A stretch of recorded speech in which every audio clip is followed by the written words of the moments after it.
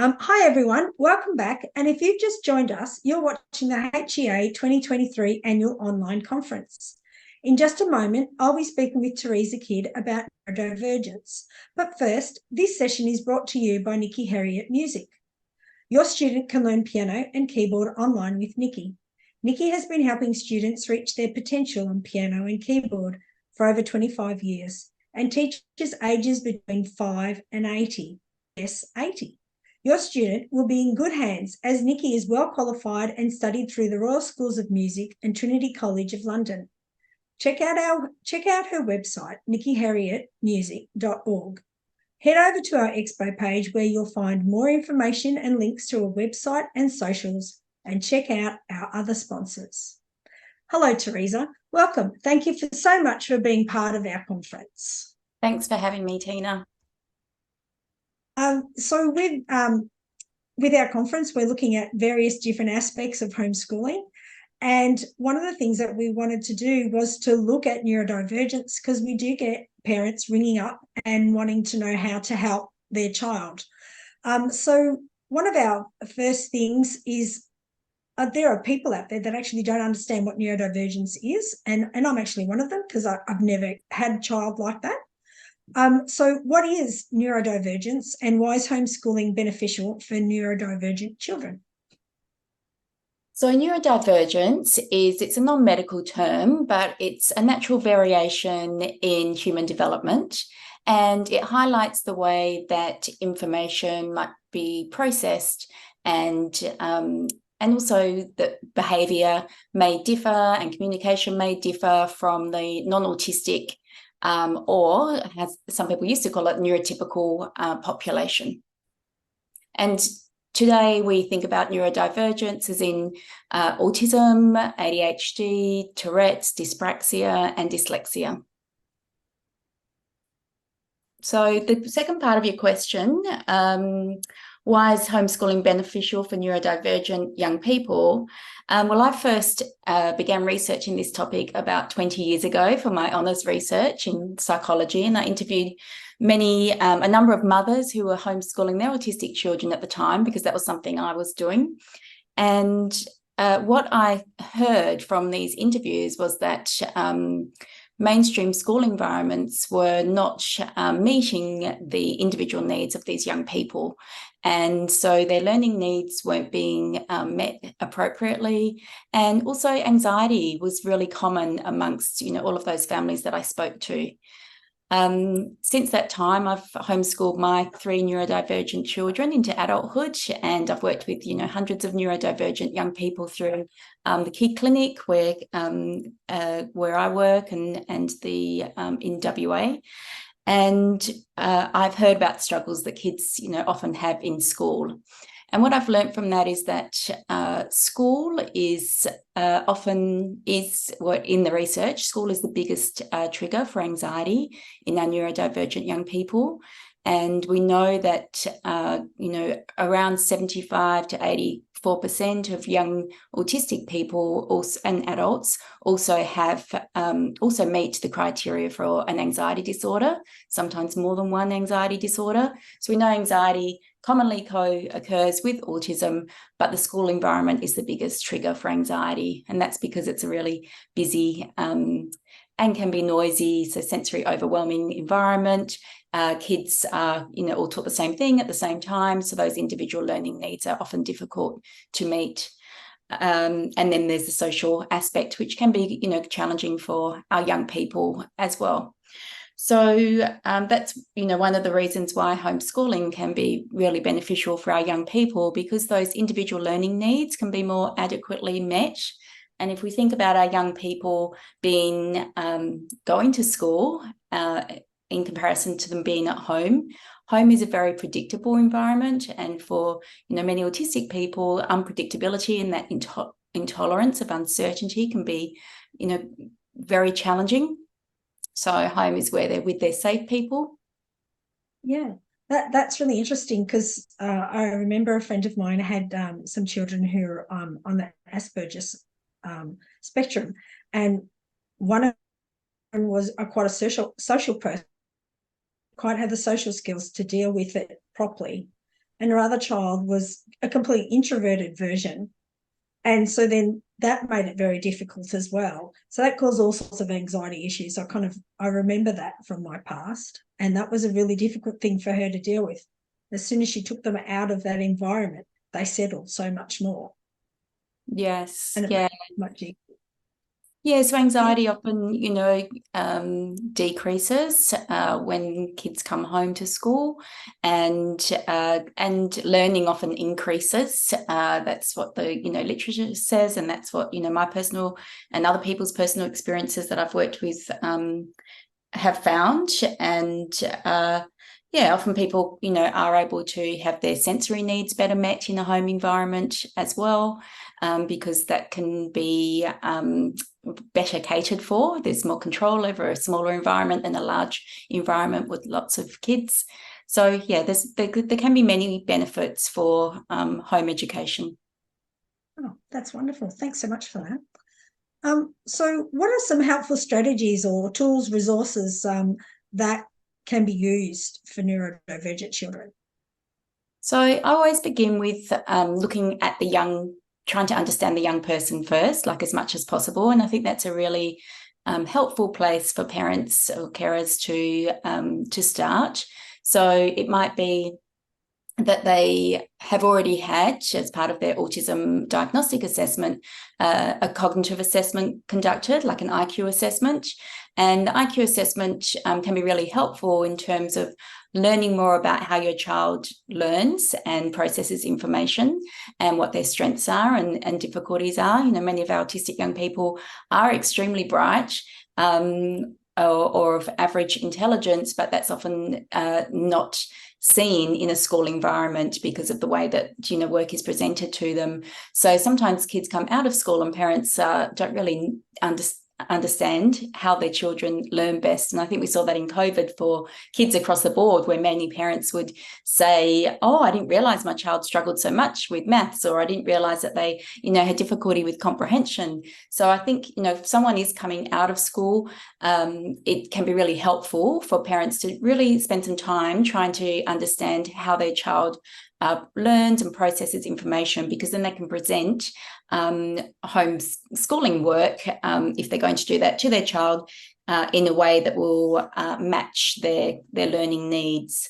And in accordance with that, I think it can be really helpful to if you have a child that has attention difficulties, so if they do have a diagnosis of ADHD, some research now says that 70% of autistic young people also meet criteria for ADHD. So I think that's, huge numbers, and it's something that parents might like to consider, or at least get assessed for, to see whether their child is having, those attentional difficulties. Because if we look at autism and we look at ADHD, if a child has both of those, their executive functioning is going to be impaired, probably more significantly than if they just have autism on its own.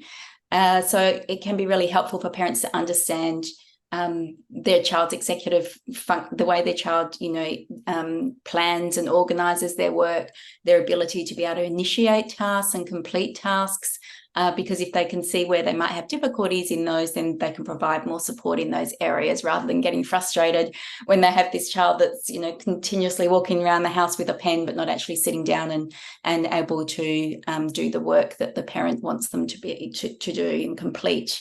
So I remember with my daughter, we would throw these little bean bags to each other when she was learning to spell. She has a diagnosis of autism more recently, but she has a diagnosis of ADHD and dyslexia, and her dyslexia is quite severe. So we would do a lot of repetitive learning around spelling, and so we'd throw like little bean bags, and she would call out the letters, or I'd have the letters on pieces of paper around the room, and she would bounce to each letter that spelt a word. So anything that incorporated learning, but combined with that movement, was really helpful for her in being able to consolidate, that piece of learning. So I think understanding, what those specific needs are for your child. If they have difficulty, my son had a lot of difficulty with fine motor skills, and many of our clients have hypermobility, so their hands get really tired with a lot of writing.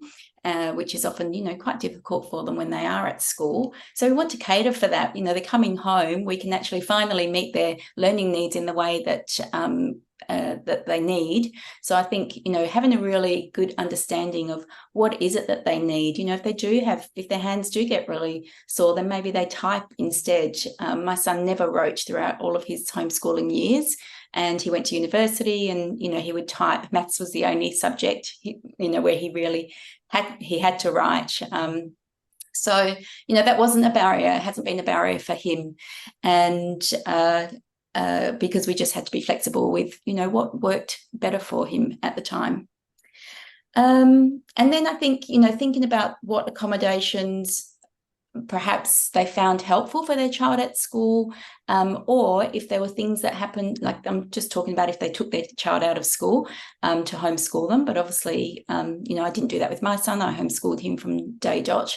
So then it's just about, trying things and seeing what works and what doesn't work. But it might be that things that happened at school, parents can think, well, that really didn't work. Or when my child had a scribe, an EA next to them, they were able to give a lot more information and answer questions and understand the question and answer that better. So it might be that I do the writing for them, or that they use the computer instead of handwriting. So is it about identifying their weaknesses and strengths and playing to those things? Yeah, definitely. Yep. And really just trying to understand, how they process information and understand information. Many autistic people may comprehend information differently. So, the way things are worded, like when I set up a mentoring program for autistic university students at Curtin University here in Perth. And, we had people studying astrophysics who were autistic, and they would be mentored by postgraduate students. But they could, come to their mentor with a question, and they would say, I don't understand what they're asking in this assignment. These were, really, really bright young people, but it was difficult for them to comprehend the wording of certain questions. So I think sometimes set curriculums may not, work for our young people. So we really need to think about, the way things are set out on a page, or the way things are worded. If there's too much on a page, it might be visually overwhelming. It's really, I'd ask parents to really take the time to understand their child, because otherwise they might end up buying lots of different curriculums and then throwing them all out, leaving them to the side and getting frustrated because they've spent all of this money, or they're feeling pressure that their child should be doing this in this certain way. They should be doing the same maths book that they did at school, even though it didn't work for them when they did it at school. So it's about thinking about things in a different way and being flexible as well. And I really think, seizing the moment. So when the child wants to learn, really jumping on those opportune times. My daughter, I remember when we were in Bali on a holiday, and she all of a sudden had this big interest in frogs. So right there and then we started researching frogs while we were in holiday in Bali, and we came home and we built a frog pond together. We learnt where we could get the tadpoles from, and set up this environment to encourage frogs to come to our garden. And, there's so much learning in that. But, if I had just said, oh, yeah, frogs are interesting, but, we're on holiday in Bali right now, all of that may have never happened. And the same with my son. He was really into Lego. And so then, I remember Lego had this great program where he could design. People could go on there. I don't know if it's still on the website, but you could design your own Lego models. And they'd come in a packet like you'd buy in the shops, but it's your own design. So he did that for all of his cousins for Christmas one year, and they were just blown away that he'd, custom designed these models for each of them. But then that led for him, going into the first robotics program, and that's, what then led for him to study at university and do a computer science degree. So I think, jumping on these little moments of interest can, be really beneficial. And using those interests, interest is the biggest way for our young people to learn. So do you recommend any particular sort of program, or is it more that their interest it will guide more is more likely to guide where the process will go?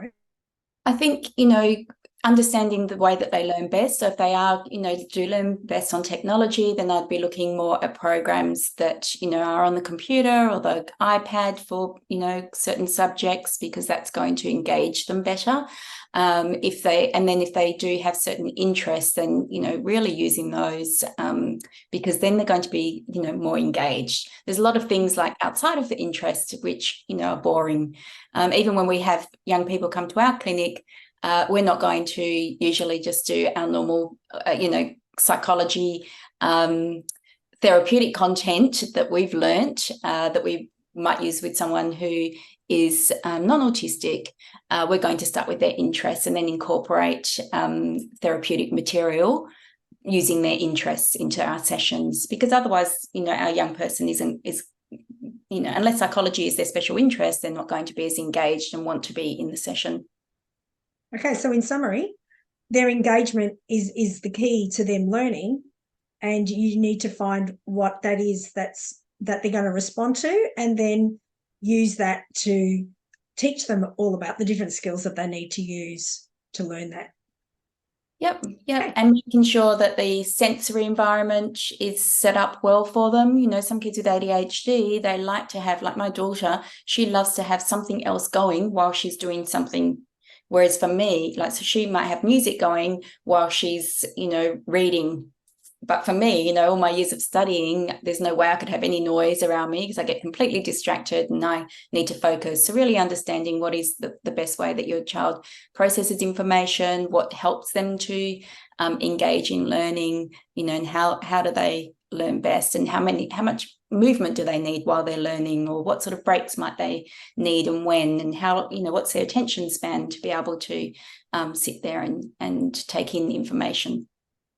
Oh, that's great. That's great information to use. I'm often helping people put together a program, and when they ask me about, what should I do with my special needs child, I'm often quite stumped, because I don't know what the child is like, because I've never experienced that before. So in my experience is very different. And I had very academic children who learnt by reading, and so everything that we did was reading based, and as soon as they learnt something, they could then go and explore and do whatever. But with neurodivergent children, it's not always like that, because they don't always read the words. They always might take in information from nature, from the things that they find, and then the interest grows, and then they want to read more. Correct? Yeah, so then that's helpful. That's helpful for me to help other people. So thank you for that. That's great. Are there any groups for parents to reach out to so that they can receive support for helping their children and themselves? I think, generally I'll tell parents, also, encourage parents to look on Facebook. Like there's a lot of homeschooling Facebook groups. I know there's some for parents. I remember there was one. I'm not really involved with the Facebook groups anymore, the homeschooling groups so much, because my kids are now all young adults.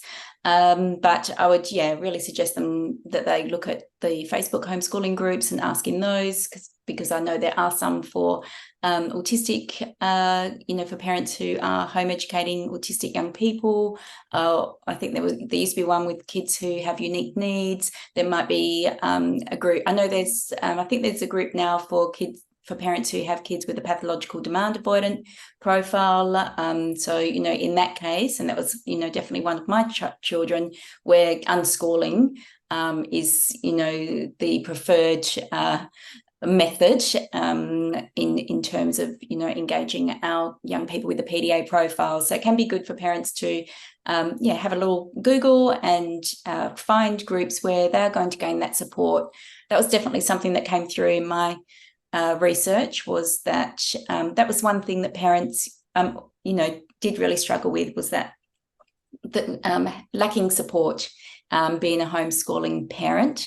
So I think anywhere that, parents can gain that support, and now there's just so many more homeschooling groups than there were 20, 25 years ago when I first began homeschooling. So hopefully there's lots of opportunity out there to meet other parents. But it can be hard because the kids sometimes, find those group situations overwhelming. So parents can still be left feeling isolated. But at least if they have that online connection, I think that can, help meet some of those needs of support. That's great. Yes. I often tell people it doesn't matter, what level their children is in anything. One of the first things I tell them after we've sorted that, they're going to do homeschooling is that they need to find a support group somehow, because they actually need that outlet and they need to have the support to say, listen, I've done this, but this hasn't worked. What are you doing? So that, maybe that might inform me of something that's better out there that I don't know about. And that's an important thing, isn't it? That parents with neurodivergent children have support with people who have similar issues.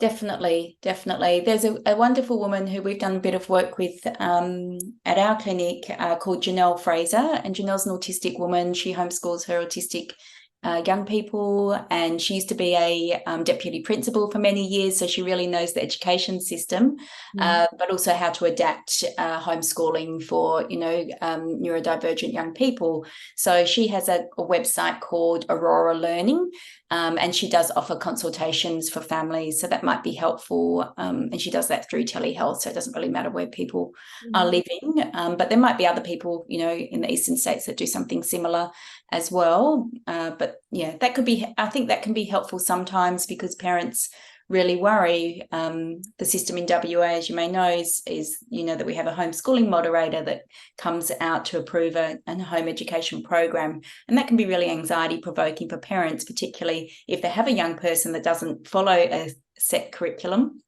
or they can't provide all of this written work that their young person has done. So it can be helpful to have somebody who can support them, through that process, or provide information to the homeschooling moderator. We'll often, as a psychology practice, write a supportive letter to home education moderators, to the education department, about a young person's profile and the way that they learn differently, just to help support the parents to be able to continue home educating. So is that something that is in each state, or is this something that you have set up in Western Australia? The providing that support to families, that's the families that we're working with at the Kid Clinic. So so it might be that a particular psychologist is working with a young person, and then the family decide to homeschool, or they might already be homeschooling, but they're concerned about being able to pass that moderator visit, if you like, and be allowed to continue home educating. So we will provide that letter of support. But if a child is seeing a psychologist somewhere else, it could be something that a parent could ask that psychologist who knows the young person for. And I think once the education department have a letter from a health professional who's saying this is their the way they learn, and this is their cognitive profile, and the areas of support that they need, and then the education department have something to back them up to say this is why this child isn't perhaps addressing the curriculum in the way that they would be required to if they're in mainstream education. Okay, that's great. That's great information to know.